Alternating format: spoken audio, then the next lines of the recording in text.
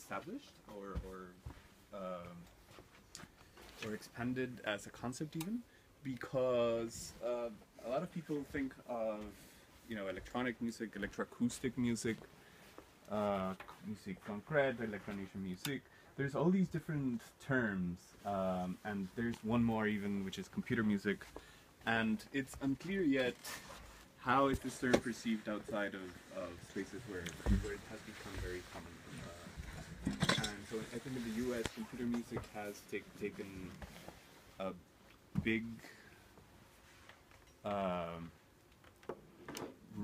role in establishing the meaning of the practice. And in other places, when you say computer music, it doesn't.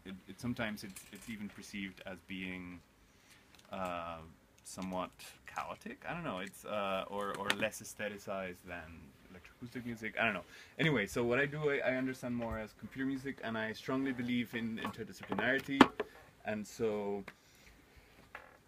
all of these different fields need to interact together. And so I see a lot of my practice as being sort of compositional, creative and aesthetic on one hand, and then also musicological, critical and reflexive on the other. So I'm very, try to be aware of my origin as a Peruvian musician, and sort of how to situate music in this sort of global migration situation that we're in. And also in scientific and technical, so I learned to program, and I keep learning how to program and develop tools that help me compose and that help me perform. So I'll try to present some of these instruments, and then I'll actually jump away from here, maybe skip to musical instruments as open works briefly, because I think it's important, and then I'll show you what I'm working on now, which have different fields. So the first is, I have these two instruments that I'll be performing tonight. One of them is called the silent drum, which is this one here, and the other one is called the Mano controller. Mano in Spanish means hand.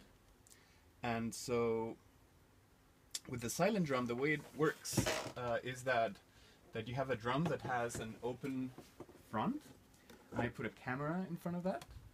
And so the head here, right, there's a big button, big knob, sorry, not button, but big knob. Try now. Yes. Oh, I think that was working. Tam są krzesła, także trzeba sobie... The chairs are there, so... Oop, nope. One is here, wait a minute. One is here.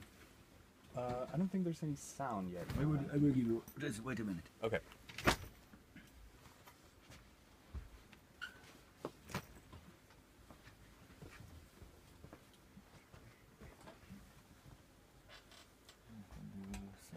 No.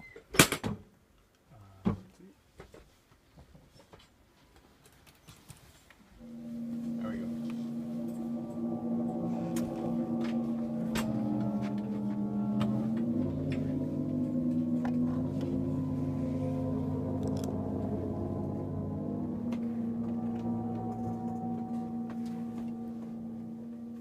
So that's the main idea. You press down, and then you can move to the sides, and you'll create essentially a two-dimensional parameter of control.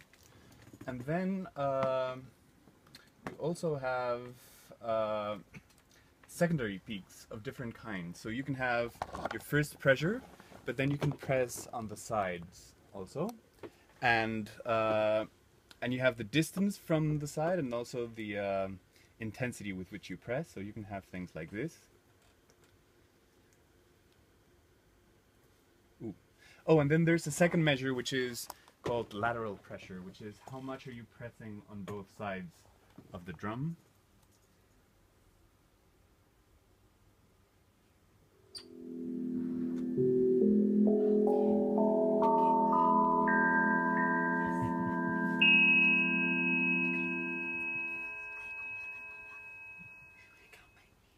Right, so you get these individual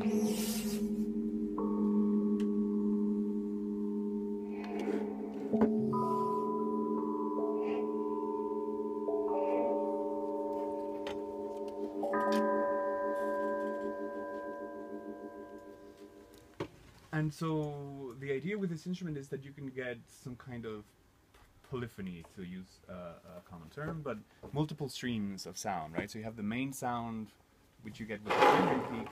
Then you can get these bell sounds with the right fingers. Then with the pressure of the hand, tracks the hands that you put on the frame. So the hand is given a lot of contrast.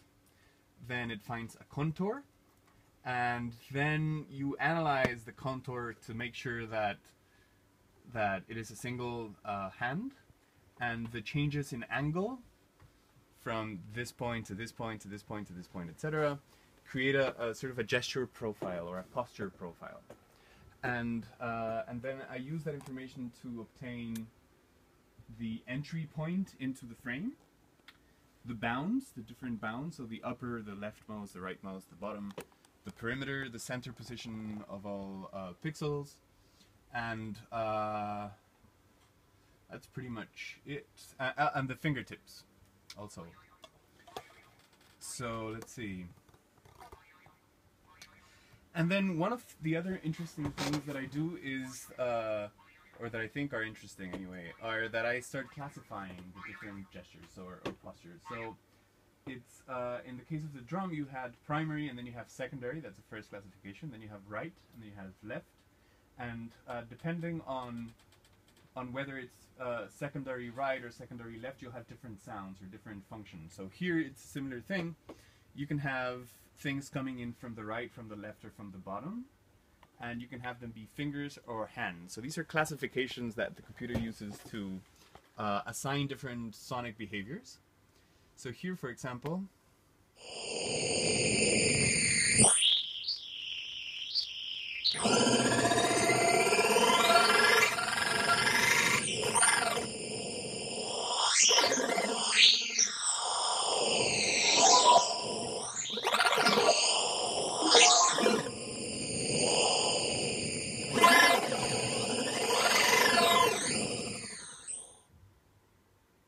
so that's the first idea, right? You have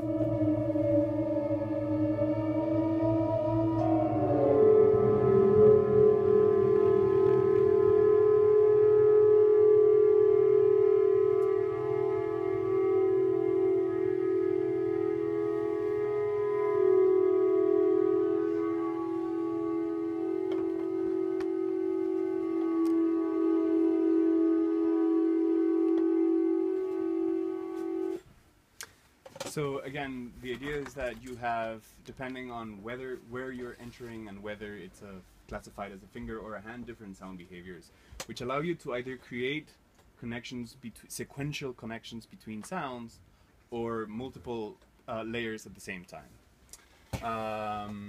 Let's see. Oh, and one more thing. The other thing that is interesting about this instrument is that you can create discrete events during continuous movements. So, for example, in this case, the idea is if certain parameters grow and other parameters shrink at the same time, then you get a piece of information saying, now this is happening, right? So here's an example.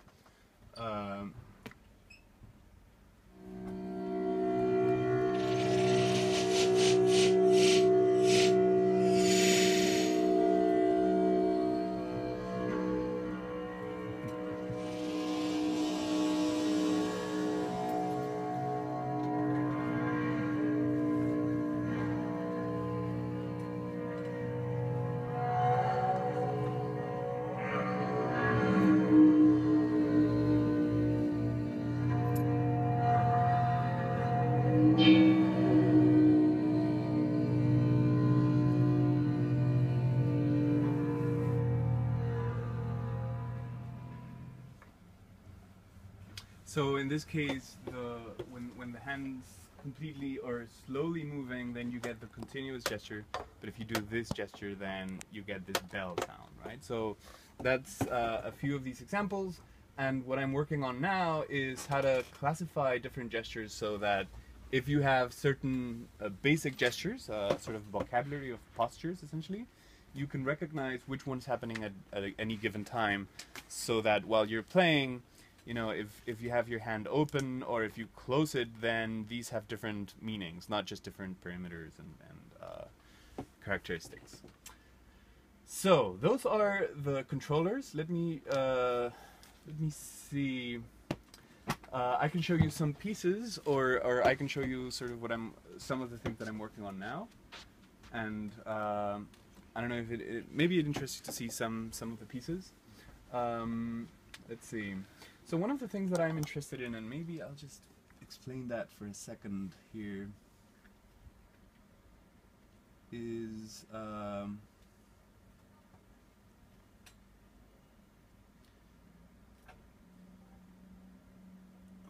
we? Here we go. So a lot of the works that I have been doing depend on, let's see, where is that? Here we go.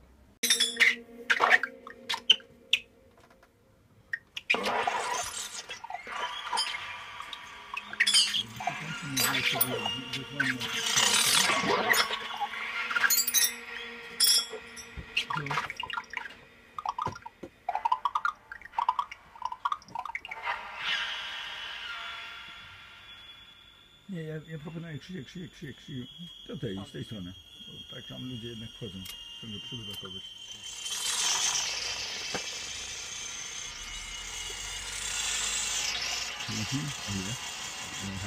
This is really unacceptable. 15 minutes a month. You remember what I said? I love it, in fact.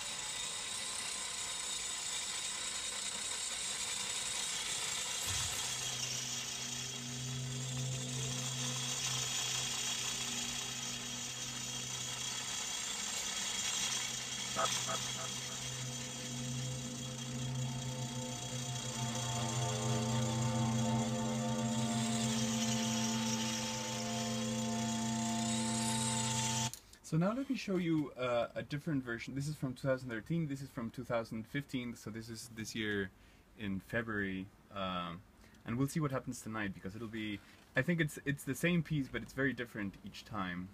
So this is early this year. Let's see, maybe we can, it's so much shorter. This is 8 minutes, and the other one was 18. So you can see the difference between the same piece at different moments.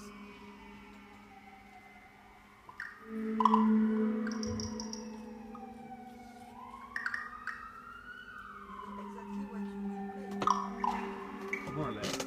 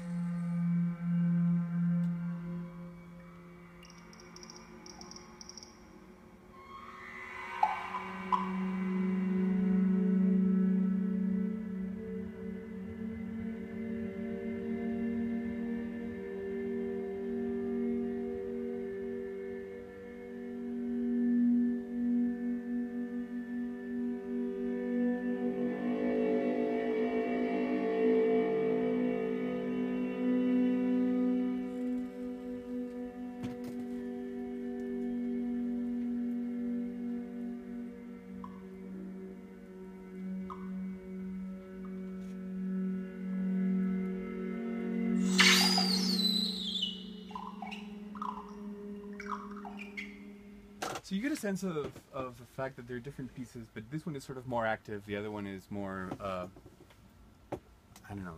It's hard. They're hard to describe in words, but you hear some sort of different sensibilities between both versions of the same piece, and yet some kind of identity that remains. Let me show you a couple more things. I was going to show you this, but one of the things that I'm very interested in is that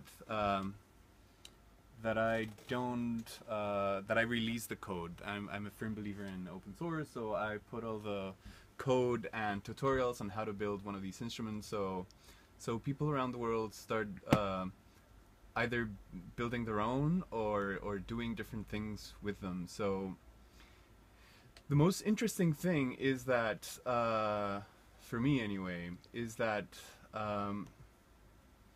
people have started using it for very different things. This is Daniel Gomez, and he made his own version called Yemas.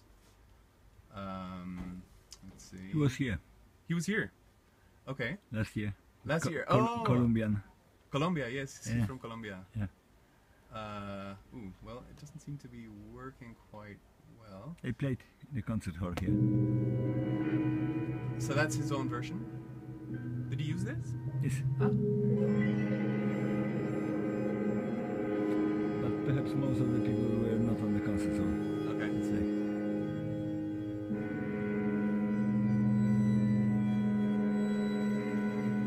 So that's his version. Here's a version by a dancer and programmer in Holland, Mano van der Wood. And let me just jump forward because this is he shows the process, but here's the theatrical final version of it. So there's two dancers inside this thing.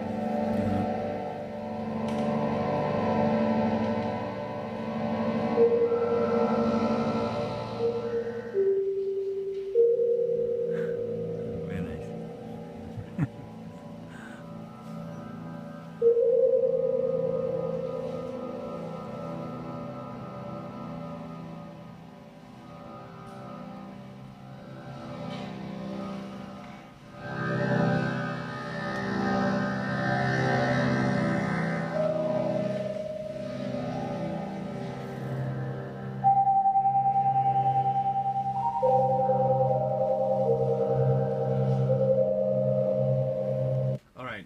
So there's a few more. One of the ones that I'm most excited about is the work by a Brazilian programmer and activist from like Afro-Brazilian culture, and that's him right there. He's Ricardo Brasileiro, and he created versions that he could perform in traditional Afro-Brazilian music. And he taught people how to do this, and it was very exciting. Unfortunately, I don't have any of his video or sound, so I don't know how it actually sounded. But he was excited, so I'll take his word that it was fun. Excuse me, one question. Probably you said that at the beginning, but Yes. I missed it. Is the sound engine part of the instrument, or you are controlling something outside which you could define? What I release is so there's the device, the actual hardware part, which you can build and transform. As you can see, there's different versions of that. I will take note of the list. Okay, then Really? there's the tracking algorithm, which is called Pix Drum.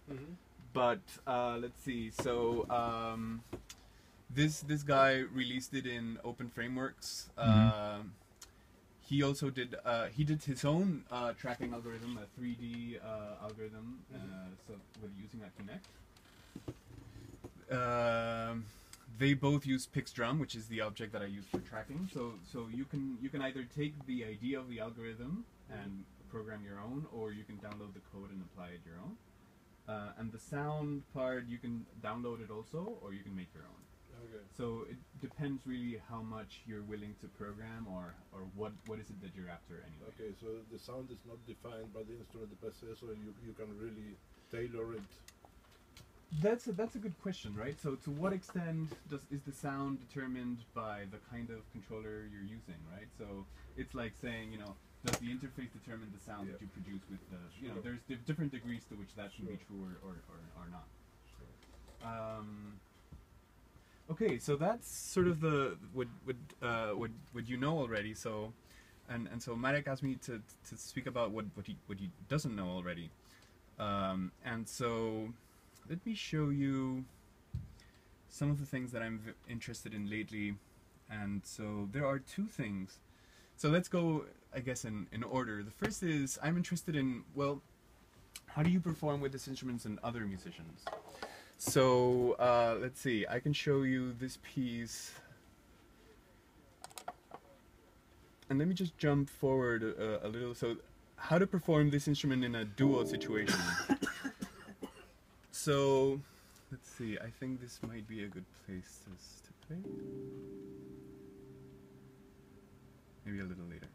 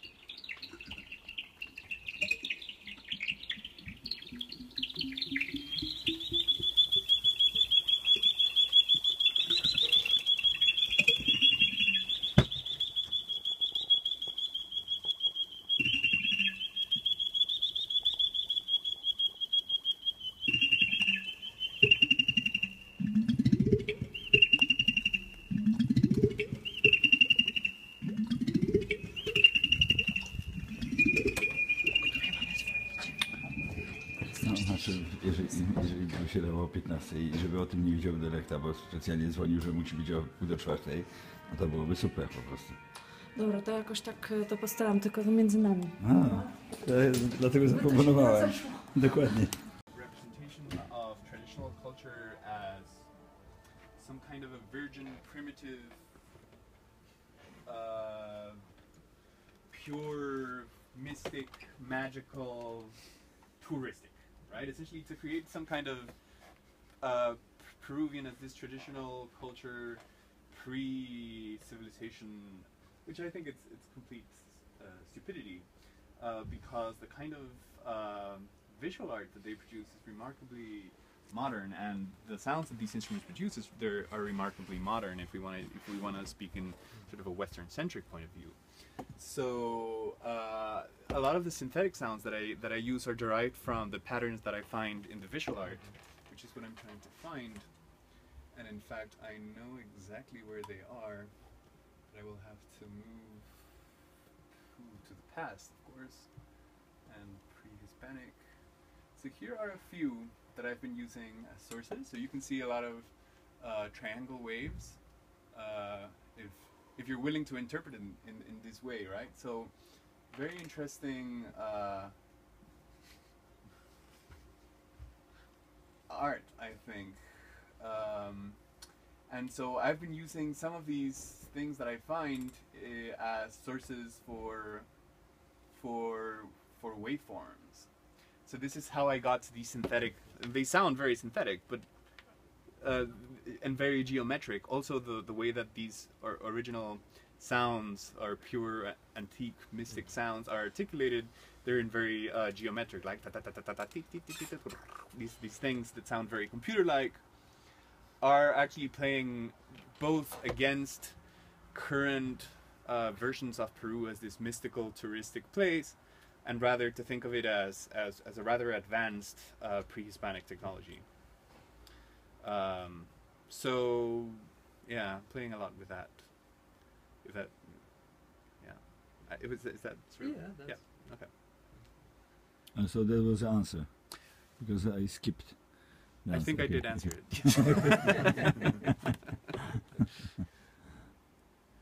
Interesting. What about you know, those kind of another mysterious level in West South American area, like a ghost, UFO, and there are so many signs in clubs that was fascinating us as a dizzy kinetics. You know, that was really something.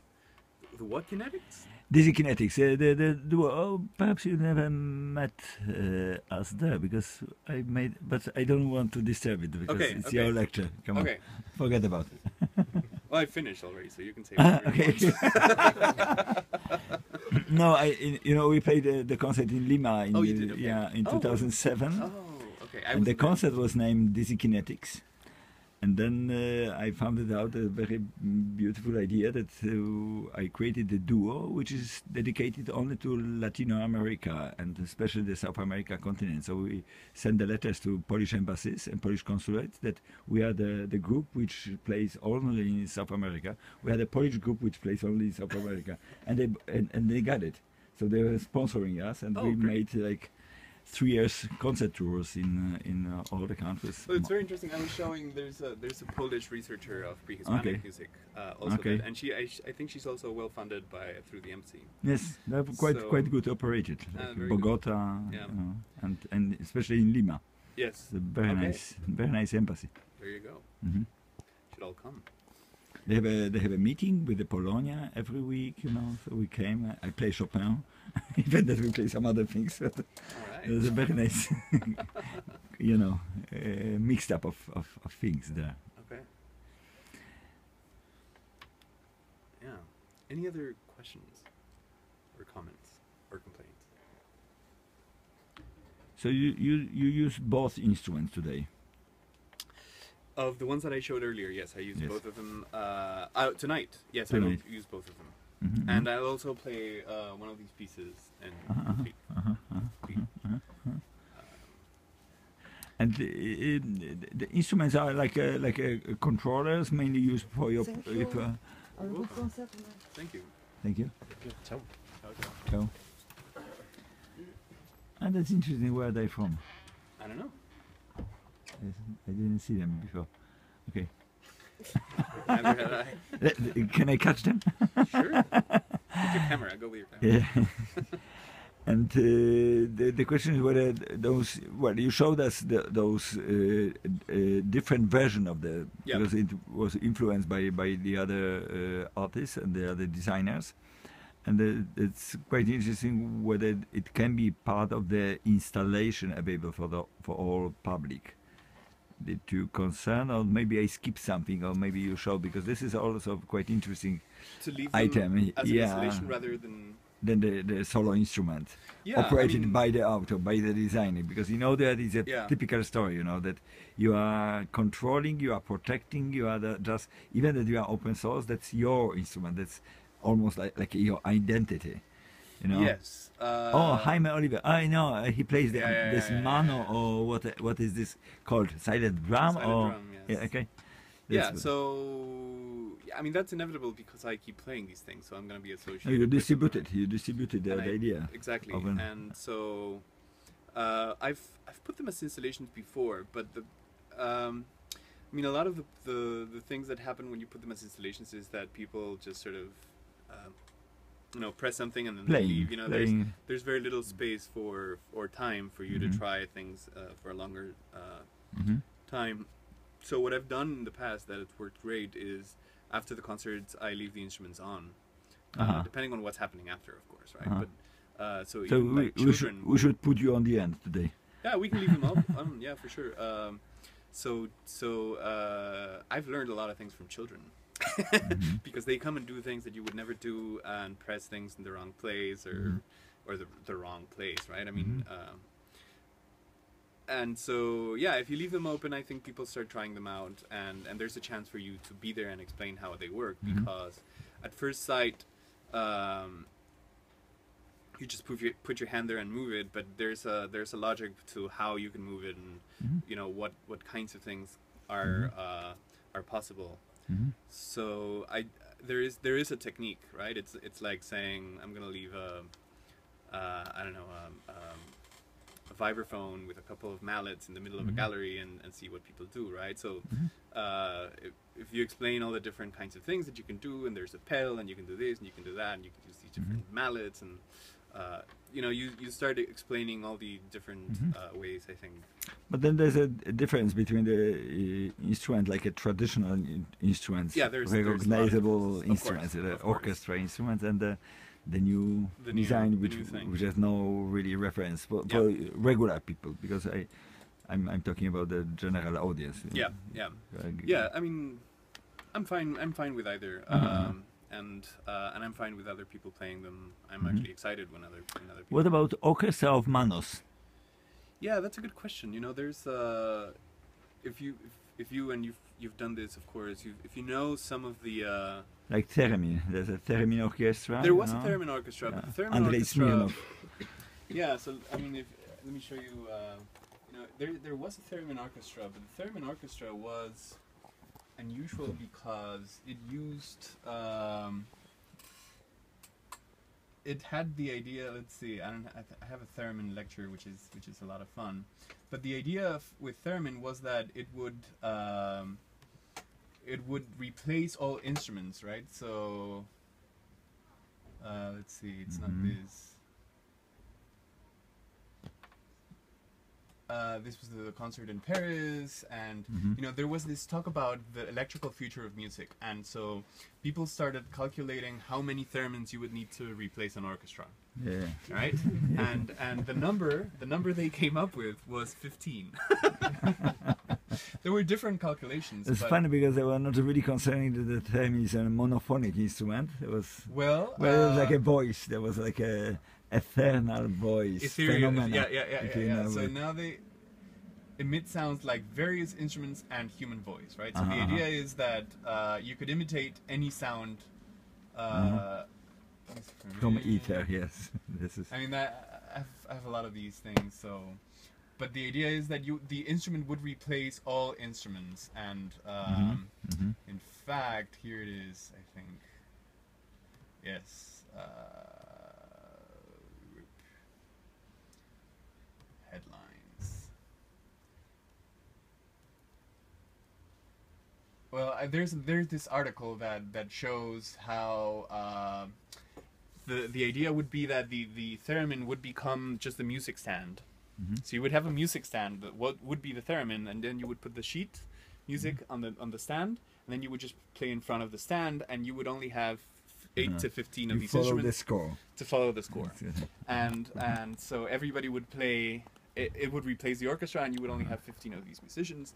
And so the idea of the orchestra of theremins was based on that idea of replacing the orchestra that we knew, or that they knew at the time. And it was based on the idea that you could have multiple melodic lines, right? Which in our instruments would not make any sense. So the question of why people making new instruments generally... I don't know whether you were conscious about it, because in an easy way they were just ignoring the fact that most of the instruments are divided for chordal and melodic, okay, and then percussion, which is another story, you know. But yes. They were just concentrating on those duplicating melodic instruments. Yeah. Why only this? Because that was the essential nature of theremin, of course. But also, I mean, so it's like a choir, I think, because since they imitate the human voice, theremin can be concerned like a choir, theremin choir. To be honest. But by my opinion, it's more like a choir. You know, here it is. Here it is. So We should find some more sophisticated something. here's the orchestra. Uh-huh. Here's the orchestra, right? So everybody's playing theremins, and there's Uh-huh. the conductor. Oh, that's great. What is that? So this is 1928, right? Uh-huh. And Wow, I never seen this. Oh, that's great. so in 1928, people. I mean, percussion was barely known at the time. I think the first Oh, ionization was a little bit later by Varese. was 31 Yes. or Or 33. 22 even. Oh, yes. Well, that is- but here's the interesting thing. So Varese was in touch with. I'm very interested in this era. So Varese was in touch with this Cuban composer, Uh-huh. and the Cuban composer had already done 2 pieces for solo percussion Uh-huh. before Varese, and Varese became friends, and they have correspondence. In fact, I'm gonna hopefully travel to Cuba to find that correspondence between them, because Varese was asking all these questions: how do you play this instrument? What instruments are there? He was bringing all these Afro-Cuban instruments, and this Cuban composer was a sort of white Cuban trained in Paris and Madrid, and was trying also to take these Afro-Cuban instruments and write European music with these Afro-Cuban instruments. So percussion was happening at the same time. And at the same time that Varese was in touch with this Cuban composer, Cowell was in touch with another Cuban composer. And so it's this moment where Cuba had a lot of connections with the U.S. and they were performing Cuban music in New York. And this is where Varese and Cowell are getting a lot of ideas, right? So it's not the only source for percussion instrument appropriation, but Because percussion instruments were not common at the few time. years back, it's the initiation of theremin. It's like 22, sometimes they write 24. The first model of theremin was designed. 1919, Even that, yes. but it was inside Russia. And in- then? And then in 1927 he moved. begins the world tour. Yes. Yes. And what is your idea about the influence and the connection with Intonarumori? Because Intonarumori are earlier, do you know, about the noise instruments Yeah. from the beginning of 20th century? Because it's like going step back, it's quite close, in fact. But they were like a part of futuristic, Yeah, Italian futuristic. So Varese movement. says that he didn't know anything about them. But it's hard to know because he was interviewed after the Soviet Republic had fallen,